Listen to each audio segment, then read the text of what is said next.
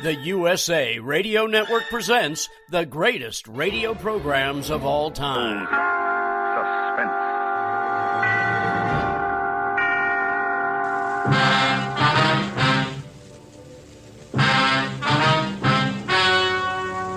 Ladies and gentlemen, the story you are about to hear is true. Only the names have been changed to protect the innocent. Dragnet.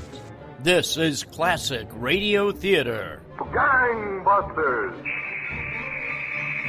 I was a communist for the FBI. Lights out, everybody.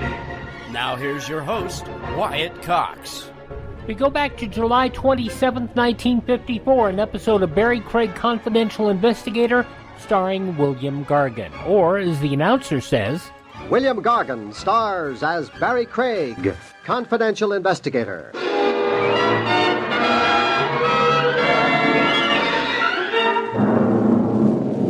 Murderers are human, just like anybody else. Every once in a while, their work begins to tire them. They need a vacation, which isn't too much of a change for them. They kill time instead of people.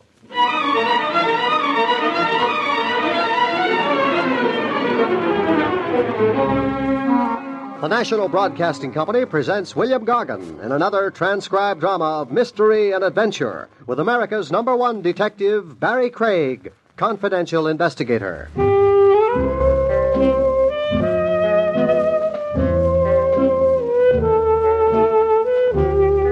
Barrie Craig speaking. The office where my license as a confidential investigator hangs is on Madison Avenue. Madison Avenue is in New York City. New York City in the summertime is a good place to go away from. I was going away from it, in the general direction of the Adirondacks and a week's fishing. I rarely catch any fish, which makes two parties to the deal very happy, the fish and me. And I hate fish.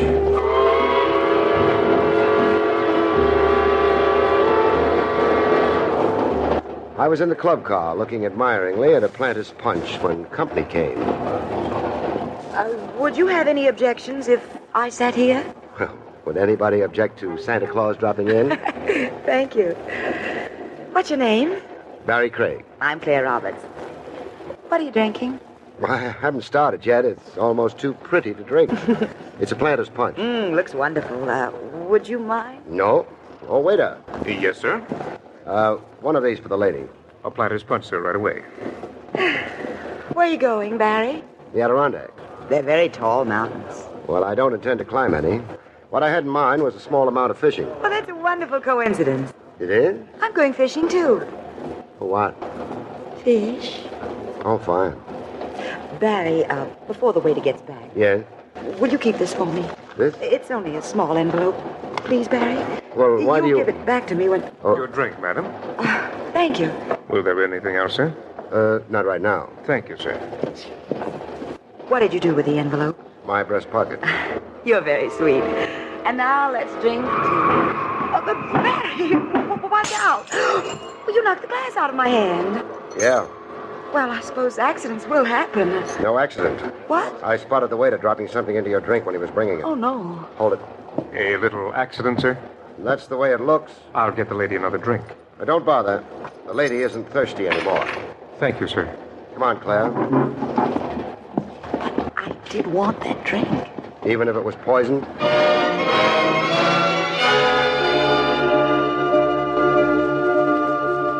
I could have been wrong. Maybe all the waiter dumped into the drink was a pinch of nutmeg or something. I didn't think so, though. I've taken a bedroom. Here it is.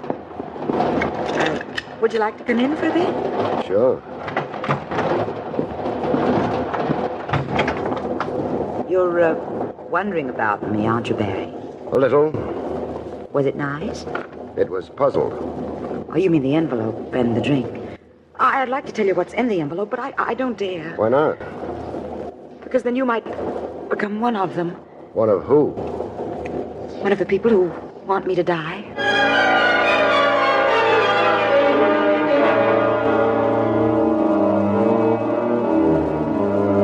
She didn't go on to explain. There wasn't much conversation after that. She said she was tired. I said goodnight and went on to my bedroom.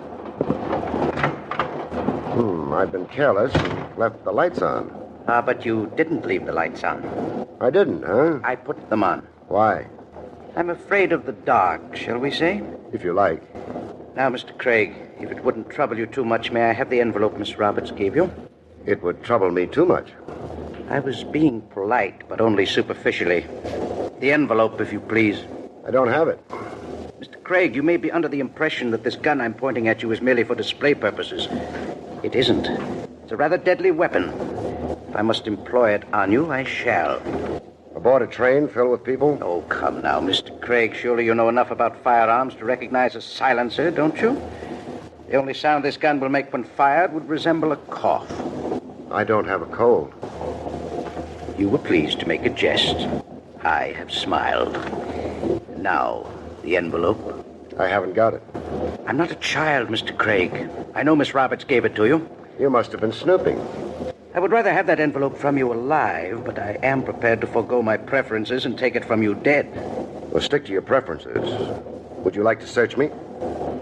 Take your jacket off. Okay. And toss it to you? Oh, no. Just drop it at your feet. Thank you. Now move back against the wall. A careful boy. An explanation of why, in my profession, I am still alive. Now, your jacket. No envelope. No envelope. Mr. Craig. Yeah? Where is it? I don't remember. Very well. You have exactly 5 minutes in which to remember what you did with that envelope. 5 minutes in which to remember or die.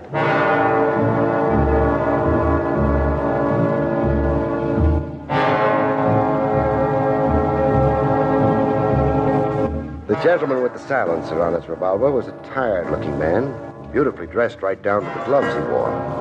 It occurred to me they'd never find his prints on the gun he was getting ready to use on me. I felt bitter about that. I also began wondering how smart I'd been hiding Claire's envelope in Claire's bedroom. You haven't very much time left. I haven't got the envelope either. But before you knock me off, maybe it would be more polite if you mentioned your name. It's Wiley, if that helps you any. Wiley. Doesn't help at all. Oh, come right in. Don't tell. Sorry. Mr. Craig? I'm Craig. I have a telegram for you. Fine. You'd better wait. There might be an answer. Mr. Wiley here is leaving anyway. Yes, of course. Leaving your bedroom, Mr. Craig. Not the train. Well, let's get at the telegram. Hey, nothing here but a blank sheet of paper. That's right, Mr. Craig. Maybe it's right, but it isn't usual. Well, I thought it would be the best excuse for getting the other gentleman out of here. Any excuse would have been the best. I don't understand how you come in on this, though. Miss Roberts sent me. For what? The envelope she asked you to hold for her. She would like to have it now. Of course. Conductor. Yes? Well, what time is it? Let me see. Yes, 10:50. Thanks. Now, if you'll give me the envelope. That's a nice costume you're wearing. Costume? Sure. I've never seen a real conductor wear a wristwatch before.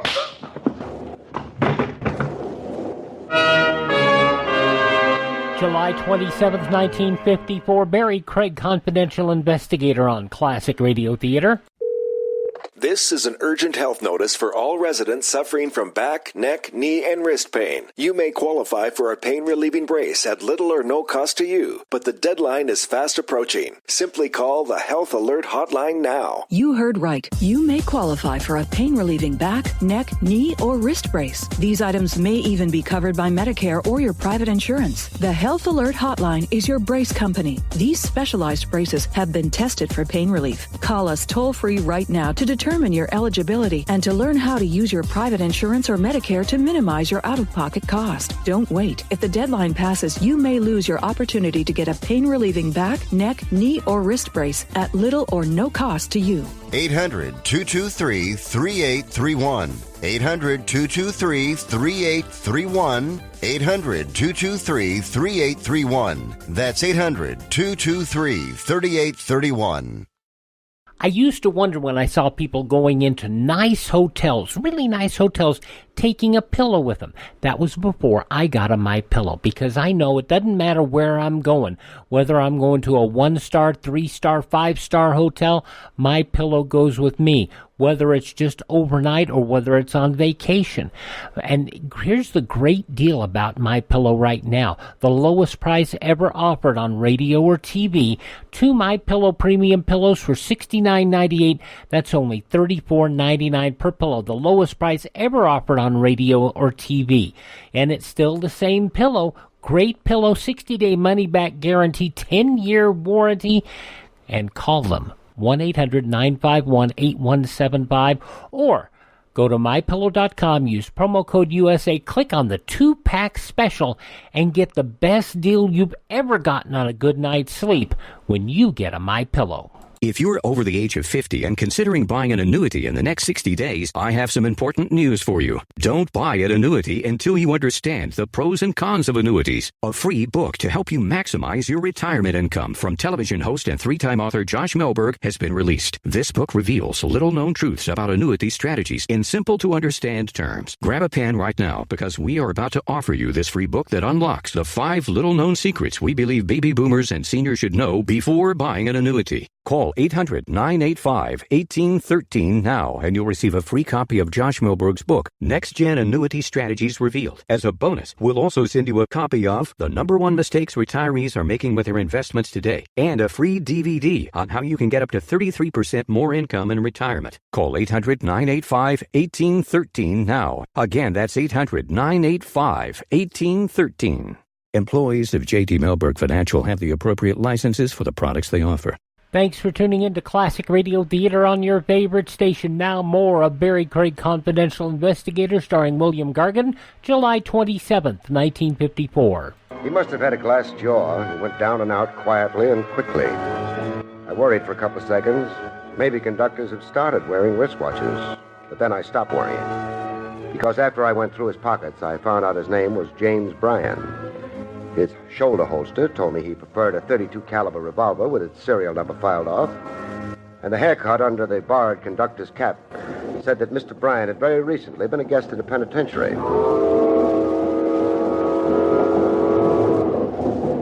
I left the phony conductor in my bedroom and decided to visit Claire Roberts in hers. It was maybe time I found out exactly what was in that envelope. There was a vestibule between the car she had her bedroom in and mine. A vestibule that was occupied by a club car waiter who tried to drug or poison Claire Roberts. A waiter who'd finished with waiting, though. Somebody had buried a knife in his back. Who is it? Barrie Craig. Just a minute. It's pretty late. I've been keeping in touch with the time. Has anything happened? Quite a lot has happened. You better let me in. Of course. Thank you. You still have the envelope? No. Barrie! Don't worry. I know where it is. Where? In a safe place. Claire, what's inside that envelope? I can't tell you. It's not my secret. I wonder if you realize exactly what kind of a secret it is. I'm not sure I know what you mean. It's led, among other things, to an attempt on my life. Oh, no. It has also led to imposture. Led me to knock a man down, and finally, very finally, it led to the death of a man. Which man? The waiter who tried to gimmick your drink. But the waiter, but I didn't even know him. Maybe not, but he knew you. I can't help that. You can tell me what's inside the envelope. I can't. Believe me, Barrie. Could you tell Mr. Wiley about it? I see you recognize the name. He's the head of them, the people after the... The what? Barrie, he's evil. He's terribly evil. So's that line. Claire, would it interest you to know that among those aboard this train is the next convict named James Bryan?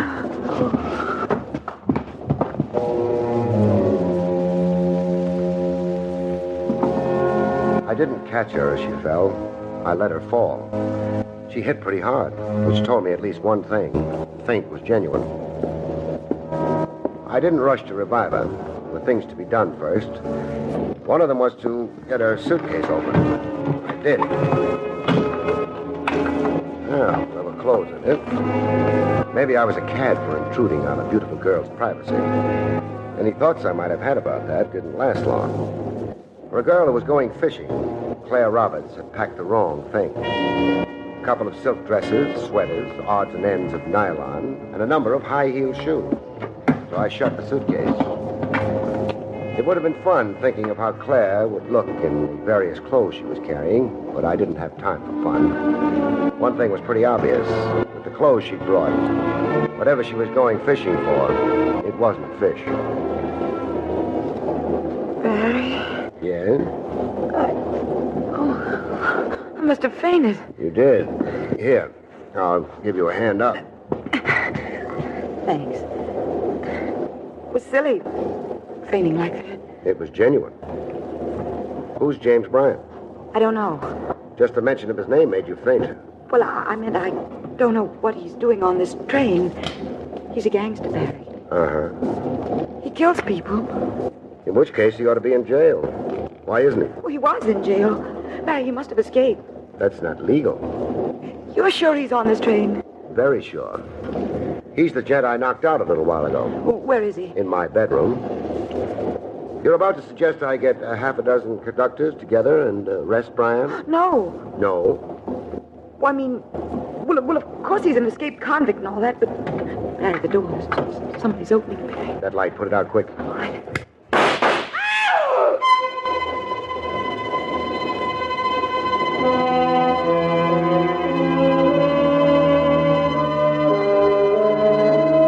The shots missed Claire. They missed me.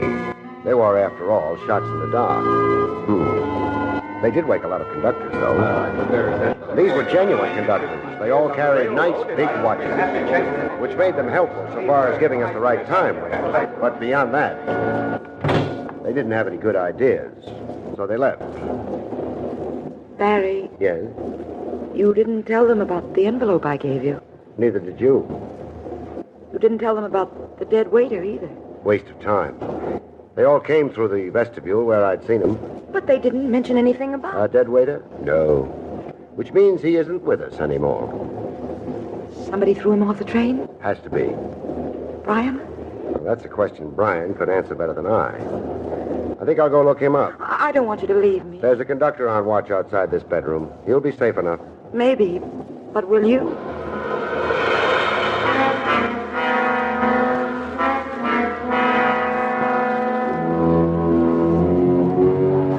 I didn't waste any time thinking up an answer to that question. I couldn't think of a good one anyway. I did hesitate for a minute outside my bedroom door and then decided that he who hesitates is a hesitator. Mr. Bryan, I discovered, had left. Maybe I should have been sorry about that. I wasn't.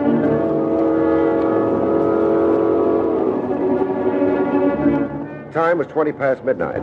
In a few hours, we'd be reaching the Adirondacks and the fishing lakes that Claire was heading for, according to her.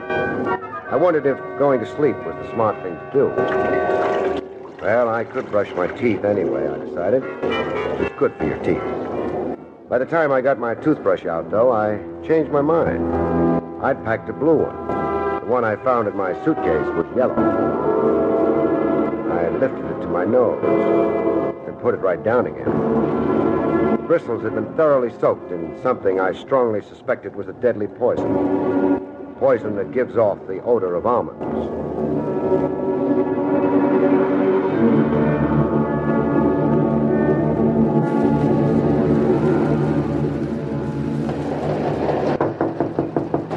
Come in. I'm sorry I have to barge in on you so late, but... Well, that's all right, Mr. Craig.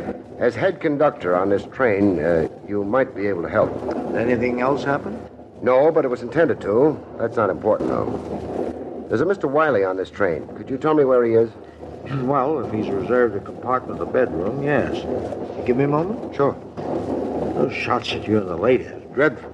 Well, they're not so bad. They all missed. Mr. Thomas Wiley has a compartment B in car 437. Thanks. Is that all you wanted?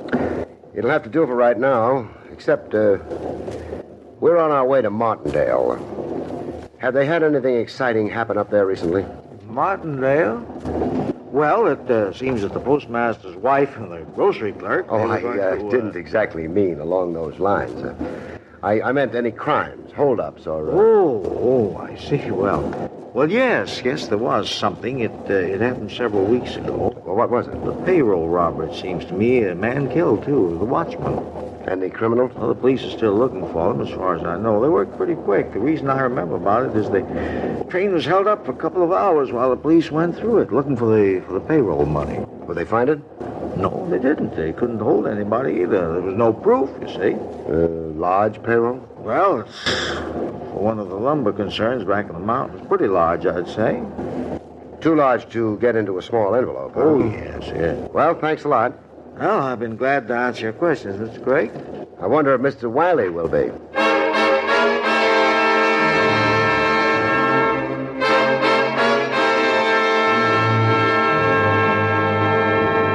I had plenty to think about while finding compartment B, car 437. By the time I found it, I stopped thinking. Who's there? Barrie Craig. I wasn't really expecting you. Weren't you? Better take your hand out of that pocket before I come in. There's a conductor in this car. He wouldn't approve of shooting passengers. Very well. I'll disarm for the moment. There, gun's out of the way. Come in. Thanks. Now, to what do I owe this visit? The fact that I didn't brush my teeth. You're being obscure. Blunt. Someone tampered with your toothbrush? You did. You have proof of that? Enough to satisfy me. Among other things, how did you know it was the toothbrush and not the toothpaste that had been tampered with? Lucky guess. Maybe not so lucky. Wiley, did you know that James Bryan is on this train? He is. I find that of no interest. You're a liar. Have you seen that waiter recently? The one you bribed to drug Claire Roberts' drink? You're making quite a number of unfounded assumptions. No assumptions, not unfounded. Have you? I don't choose to spend my time with waiters. Too bad you didn't spend more time with this one. Oh, why? You might have talked him out of testifying against you. You're lying. You really think so? I don't know what the waiter may have told you, but whatever it was, it's not true. He's a blackmailer. That could be. Miss Roberts and I were shot at less than an hour ago. Well, I've been in this bedroom for the last 2 hours. Got any witnesses to prove that? No, you could hardly expect. True enough. Mr. Wiley, how do you feel about payrolls? I've no particular feelings about them. We're reaching Martindale in a few hours. You're getting off there? Why should I be traveling there otherwise? For the same reason that Claire Roberts is, or James Bryan is. And that reason being? The payoff.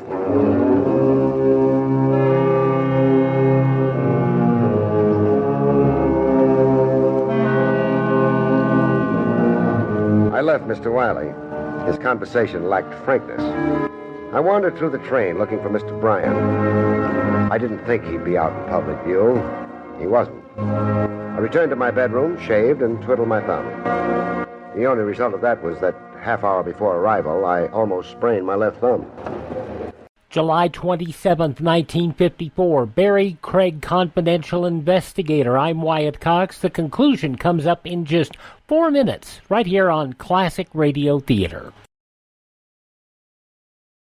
You know, for a while I worked in a hotel, and I really used to go, why do people bring their own pillows with them?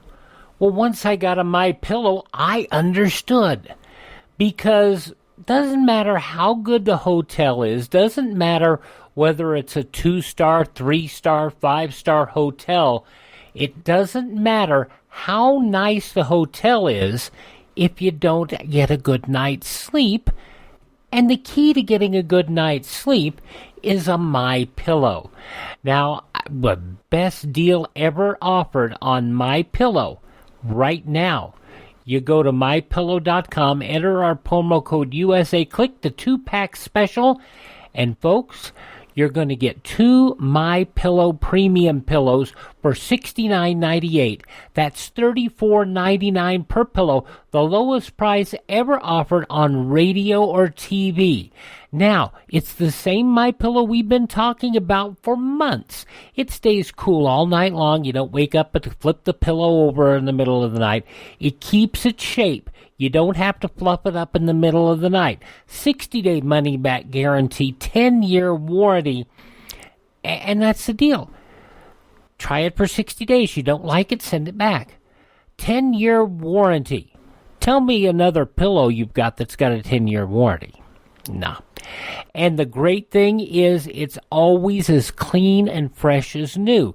If you get in a mess or after, a couple of weeks, throw it in the washing machine, toss it in the dryer, fluff it up, and you got a brand new MyPillow. The lowest price ever offered on MyPillow. 2 MyPillow premium pillows, $69.98, $34.99 a pillow. You see if you can find a price like that anywhere else. Go to MyPillow.com, click on the 2-pack special, enter my promo code USA, or call 1-800-951-8175. The best deal ever. And by the way, that promo code USA works on anything on the MyPillow website, MyPillow.com.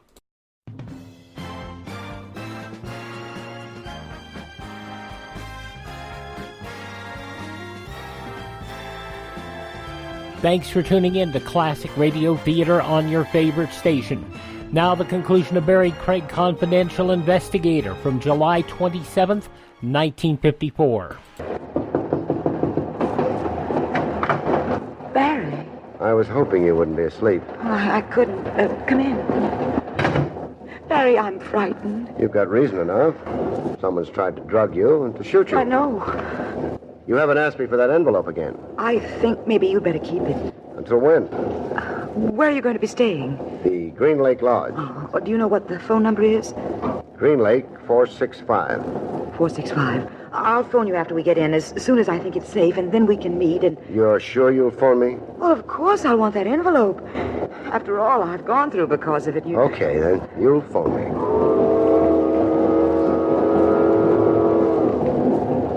Well, looks like we've arrived. On time. Yes.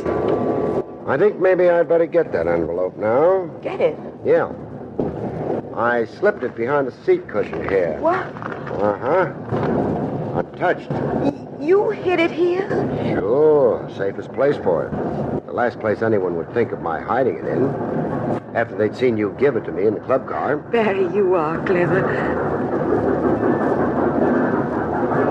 Now, you better leave first. I'll follow after a while. And Claire. Yes? Give me a ring sometime, huh?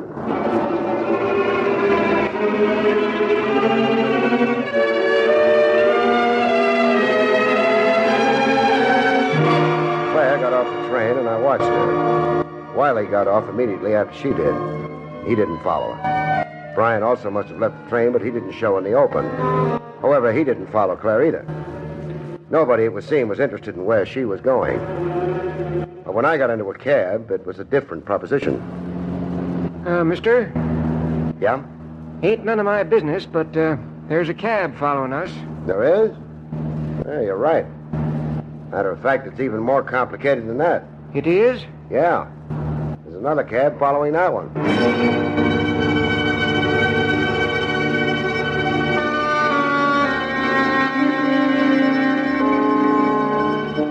It added up neatly enough. Wiley was trailing me, Brian was trailing Wiley. I didn't think the hotel management would care for either of them. Therefore, cabby. Yep. Pull over to the curb. Okay. Wait for me, huh? Okay.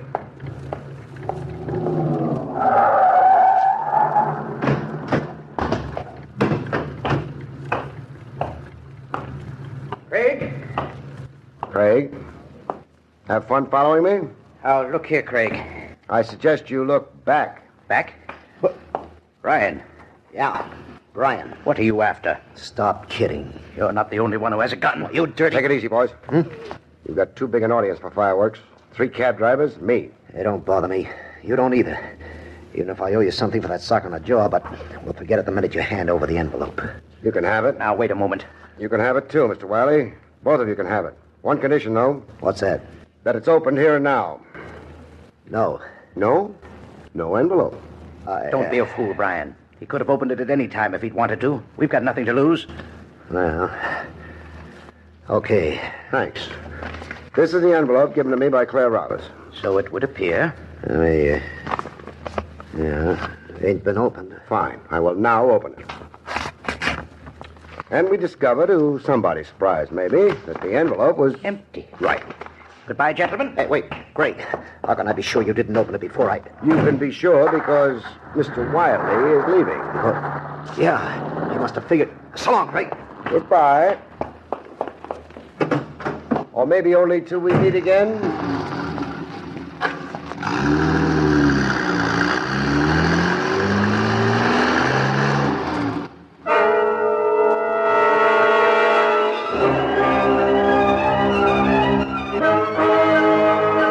I went on to the hotel, checked in, looked at the lake, and went to sleep. I slept for quite a while. No phone call disturbed me. Towards evening, I got up and performed a couple of errands. One took very little time. The other consisted of crawling under the baggage counter at the railroad station. The baggage clerk understood. Clerk, Yes, miss. will you get my bag for me, please? Here's the check. Oh, thank you, miss. Get it for you right away. They ought to build higher counters. Barry! Hello, Claire. What are you doing here? Waiting for you to phone me about the envelope. Oh, I did phone several times. The line was busy. Funny, because there's no such number. Oh. You still have the envelope? No, I turned it over to Wiley and Brian. Oh. Don't look so hopeful. They opened it right away. The baggage check you just handed the clerk wasn't in it, as Wiley and Brian had thought. I admit I hoped they'd go after you for the empty envelope. They did. I'm a fair-sized decoy, Claire, but not made out of wood. I realized the envelope you gave me was empty. I also realized after I had a look at your suitcase that you weren't coming up here for the fishing. You were carrying the suitcase as a blind. You came here for only one thing. Here's your bag, miss. For that. You know what's in it? Sure. A payroll, Claire. Okay, baby, hand it over. Brian! You didn't think I was so dumb I couldn't figure you held out on a baggage check? No, I... Give me that bag. I already killed a couple of guys for it. The waiter on the train among them? I had to make sure Claire didn't pass the baggage check to him. Don't worry, this confession ain't gonna do you much good. It's a large gun you have there. Large enough to take care of you and the clerk. Now hand over that bag, Claire. Once I was dope enough to pass you the baggage check when the cops was after me. Not anymore. Oh, all right. I don't think so. My hands are below the level of the counter, Brian. What do you think I was doing while I was waiting for Claire and you to show up? What? Practicing this. Funny they never realize that the guns they use on other people can be used on them. Oh, don't go away, Claire. You've got a date.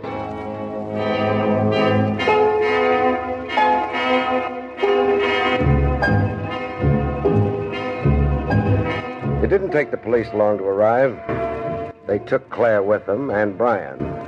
Brian wasn't badly hurt. He'd be in perfect health by the time they got around to electrocuting him.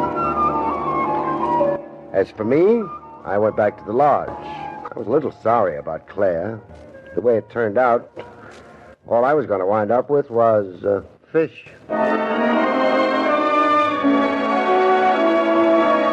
next week's story, For Love of Murder, a jail cell built for two becomes a honeymooner's cottage.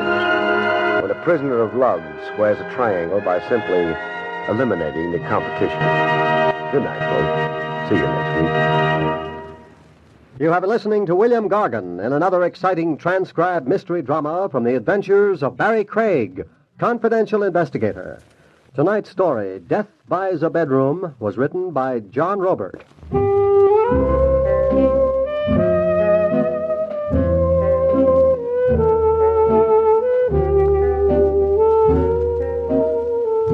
Next week, it's the strange story of For Love of Murder, about which Barrie Craig has this to say. In next week's story, For Love of Murder, a jail cell built for two becomes a honeymooner's cottage. When a prisoner of love squares a triangle by simply eliminating the competition. Good night, folks. See you next week. The National Broadcasting Company has just brought you an NBC Radio Network production with William Gargan, starring as Barrie Craig, confidential investigator. Directed by Arthur Jacobson. Also heard were Betty Lou Gerson as Claire, Byron Kane as the waiter, Jack Moyles as Wiley, Lou Krugman as Brian, and Victor Rodman as the conductor. Eddie King speaking. July 27th, 1954, Barrie Craig, confidential investigator on Classic Radio Theater. Are you looking for senior care for your mom or dad but don't know where to start? Hi, I'm Joan London with The Place for Mom. Nobody knows your parent or loved one better than you, and nobody knows senior living better than the experts at A Place for Mom. They've helped thousands of families find the right place for their mom or dad. I was so glad that I called A Place for Mom. My advisor really listened and was truly my partner in finding senior care for my dad. She went out of her way to get to know him as a person and was always there whenever I had a question.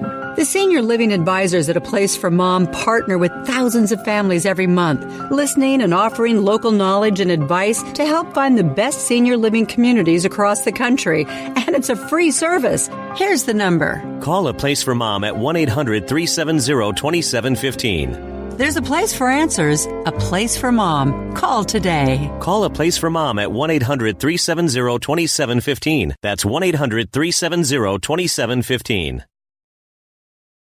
If you enjoy our Classic Radio Theater broadcasts and want to start building a collection of your own, go to classicradio.stream. That's classicradio.stream. There you'll find links to great classic radio collections on CD, along with links to great reading on classic radio, plus Classic Radio Theater on demand. Check out our webpage, available now at classicradio.stream. That's classicradio.stream. And enjoy. Hi, this is Kyle Horvath with the White Pine County Tourism and Recreation Board. If you want to get away from the big cities and get back to nature this summer, give us a call at 775-289-3720 or visit us online at elinevada.net. There's so much to do and see I can't mention it in 30 seconds, but check out our website and you'll see what Nevada is really all about. elinevada.net or follow us on Facebook or Instagram. Give us a call at 775-289-3720 or visit us online at elinevada.net. Tired of overpaying for the little blue pill? What if you could get the exact same results for just a fraction of the price, guaranteed? Well, now you can with sildenafil, the active ingredient in the blue pill. With 20 milligram generic sildenafil tablets, you get the exact same results for less than $2 per pill. And again, the results are guaranteed. That's right, absolutely guaranteed results for a fraction of the cost of the little blue pill. So give your wallet a break and call us toll-free at 800-365-6017 to get your generic sildenafil delivered discreetly to your door. And of course, while saving hundreds of dollars, you'll also be saving time by saying goodbye to those long, embarrassing pharmacy lines once and for all. Again, just call 800-365-6017 and get your generic sildenafil with a 100% money-back guarantee. Getting your pills doesn't get any easier or cheaper than this, so call 800-365-6017 now. All right, let's head back to Pine Ridge, Arkansas, and check in with Lum-n-Abner. Abner still hasn't gotten his $100,000, and let's check in and see what sort of progress we've gotten on that situation, shall we? And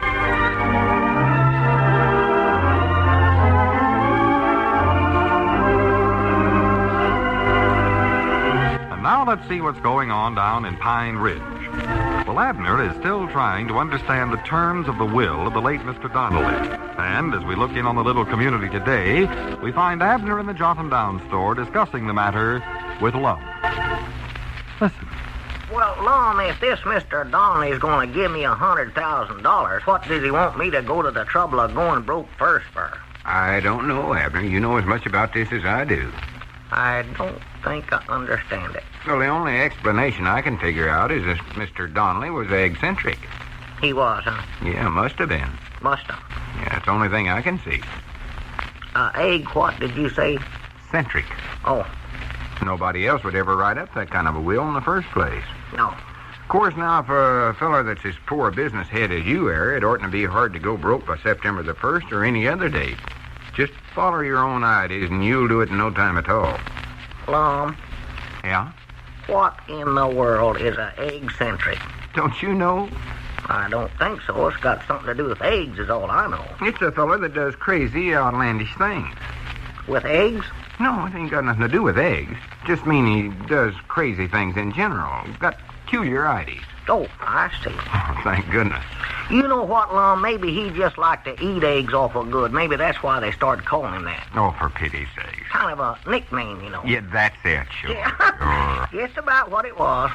course, that still don't clear up why he wrote up that will the way he done. No, and judging from our conversation so far, I doubt if it ever will be cleared up. He might just have been sort of crazy. I don't know where you'd ever get an idea like that.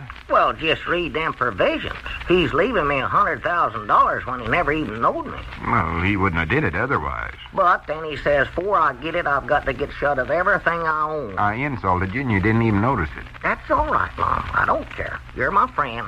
Anything you want to say, you can say it. Thank you. But he says that I can't give nothing away, but I got to get shut of everything. And I can't sell it to nobody in my family or anybody I'm in business with. Now, just what sense is there in that? Well, I'm going to stick to my original statement on the matter. I don't know. I don't either.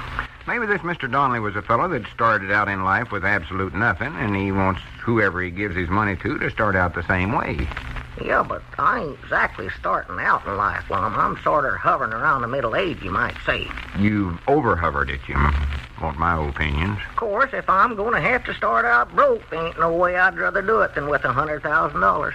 Yeah, when you put it that way, it don't make a whole lot of sense, does it? Well, I just ain't going to worry about it. I wouldn't worry. Liable to get to studying about it and figure out some reason why I oughtn't to get that money. Somebody wants to give it to me, I'm willing to take it. That's awful nice of you. No matter what I have to do. Well, just how you going to go about getting shut of all your property and possessions, so that's what I want to know. Well, that won't be no trick at all. I'll just start swapping around. You know, there ain't a feller in this town that can't skin me in a swap. Yeah. You said that yourself. 1,000 or 100 times. So, if I just keep swapping long enough, well, I'm bound to wind up with nothing. I believe you're on the right track there, Ed. Fact is, I better get out and get to swapping right now. Well, wait, you can't go now. We've got a store to run here. If you don't work, you can't get no money out of the business. Good. Just what I want. Huh? I'm trying to go broke. Granny, that's right, ain't it? Why, sure. Well, I'll see you later. Well, wait a minute, Abner. I want to talk to you. Well, you can talk to Ben. He's coming up out there. I've got business to do. Well, recollect now, you can't tell nobody why you're doing all this. I know it. Reckon why that is. Why'd that Donnelly feller want me to keep this a secret? Well, if everybody knowed why you was doing it, why, they'd help you get shut of your belongings in half a minute. And that'd be too easy. He wanted to make it harder to do than that. Oh, howdy, Ben. Come on in. Yeah, so long, Ben. I'll see you later. How's that? I said so long. Wait. Abner wasn't very talkative today. Anything wrong with him? No, he just got a lot on his mind these days, Ben. Yes. That was certainly a lovely wedding he and his wife had the other day. Yeah, it was nice. A highly impressive knot tying it was indeed. Yeah, you're right. I'm not sure I quite understand it, though. What don't you understand, Ben? Yes. Huh? Why does a man marry a woman he's already married to? Oh, well, that was just sort of a sentimental idea that Elizabeth got, sort of. See, she'd always wanted to have a big church wedding because when her and Abner got hitched the first time, they eloped. Fine. So that's why they done it, I believe. I've known several couples that eloped. Oh, sure, there's lots of folks does it. The outstanding case that comes to my mind is that of Virgil B. Breckenridge. Who? Yes. Nice fellow, Virgil. Mount Ida resident. I don't doubt that. Do you know what the B stands for in his name? I ain't got the least ideas. I've often wondered about that myself. Huh? Virgil B. Breckenridge, although only going on 23, was courting Opal Sneed, middle-sized daughter of Balsam Sneed. Opal was quite pretty for a girl of her complexion. Perhaps you know her, Lum. No, I'm feared I don't, Ben. Yes. Too bad. Well, sir, Opal was a capricious young girl of mixed emotions, and she suggested to Virgil one day that they elope. Under duress, Virgil acquiesced. He done what now? Yes. So the clandestine plans were secretly formulated. Under the arrangements as worked out by Opal, Virgil's task was to find a ladder. Yeah, they always come in handy at a elopement. Fine. Well, Virgil's position as a busboy in Tom and Minnie's restaurant didn't give him a great deal of free time for ladder hunting, and all he was able to find was a rope ladder. Well, Granny's one of them wouldn't be no good for eloping. Couldn't stand one of them up against the house. After repeated attempts on the scheduled night, Virgil found that out. So there was nothing to do but go in through the house and upstairs and hook the rope ladder on the windowsill. Yeah, that ought to work. On the way through the house, Virgil exchanged pleasantries with Mr. Sneed. Was Mr. Sneed friendly to Virgil? Oh, yes. As a matter of fact, Virgil dropped the rope ladder in the parlor, and Mr. Sneed picked it up and handed it back to him. Somehow or other, this don't sound like much of a elopement to me. Yes. Upstairs, Virgil finally managed to secure the rope ladder to the windowsill, then went downstairs to go outside and climb up the rope ladder and get Opal. However, on the way out, Virgil again stopped to exchange pleasantries with Mr. Sneed. Did they both wear the same size? Fine. Pleasantries? Mr. Sneed... You said they exchanged them. Fine. Mr. Sneed says, and I quote, "Virgil, would you care to join me in a game of chess?" What a suggest on a night when a feller's eloping. So Virgil says, "Why, certainly." What? Virgil had a certain rudimentary knowledge of the game, so they sat down, and oh, was that a match. They studied over that chess game for over 4 days. 4 days? Oh, it was a nip-and-tuck battle. Well, what happened to Opal? What'd she do all that time? Who? Opal, the girl that was going to elope. Along about the 3rd day, Opal went to the post office to see if she had any mail, met a silk hosiery salesman, married him, and moved to Mobile, Alabama. You mean her and Virgil never got married at all? The last report I had, Mr. Sneed had stalemated Virgil, and the match ended in a draw. Dog is Lum, Archer. Oh, you still here, Ben? Fine. Well, I'm on my way, Lum. I just made my first trade. Well, good. Did you give yourself a good skinning? Oh, I come out pretty good. I swapped Duty Bates, that old radio of mine, for this cigar box full of junk here. Junk? Yeah. That sounds like you're doing all right. Oh, you ought to see what I got. Old gum wrappers and landing buttons and bottle caps and old theater tickets, soap coupons, some gasoline tickets he got down at Frank Foster's filling station. I don't know what all. Gasoline tickets? What are them for? I don't know. Some kind of a contest that Frank's having. Sounds to me like you made a bad trade there, Abner. Well, that's what I'm trying to do, Ben. It's hard to explain, but see, I'm trying Better get the phone there, Abner. I believe that was our ring. Oh, yeah, all right. Virgil frequently wears a turtleneck sweatshirt. Hello, jot 'em down, Store Abner Peabody doing the talking. Oh, how you, Frank? Yes, I did, about 20 minutes ago. Well, now, just a minute, let me look. Lum, hand me that cigar box I got from duty. Yeah, sure. What do you want this for? Oh, I wonder, where are them things at now? Oh, yeah, here. Hello, Frank, what do you want me to look at now? Yeah, that's right. Number 04789. Huh? Oh, my goodness, I lied. What's the matter, Told Abner? us there's the worst news I've ever had. Well, what's wrong? Frank Foster said I've just won a console radio and phonograph.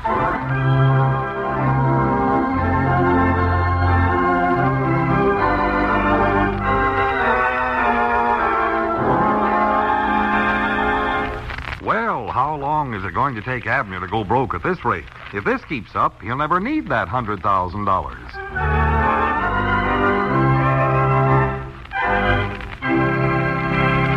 Oh dear, not sounding good. July 27th, 1948. Lum-n-Abner on Classic Radio Theater. Hey, thank you for making us a part of your day. Would you do me a favor? Visit my webpage over at classicradio.stream. At classicradio.stream, you can let me know what's on your mind. You can contact me through there at classicradio.stream. You can also learn more about classic radio collecting and contact me directly, classicradio.stream. And you can also find our podcasts anywhere fine podcasts are served. iTunes, Spreaker, the iHeartRadio app, even Spotify. All you have to do is search for USA Classic Radio Theater. And if you'd like to get some shows without my commercials in them, but with the originals, you can go visit Ted over at radiomemories.com. That's radiomemories.com. Talk with Ted. He's got shows available on cassette, on CD, and on MP3 CD, as well as USB drives. Radiomemories.com. I'm Wyatt Cox. Thank you for listening. Thank this station. Support the advertisers. And as always, tell a friend the great radio shows are back. Classic Radio Theater here on your favorite station and the USA Radio Network.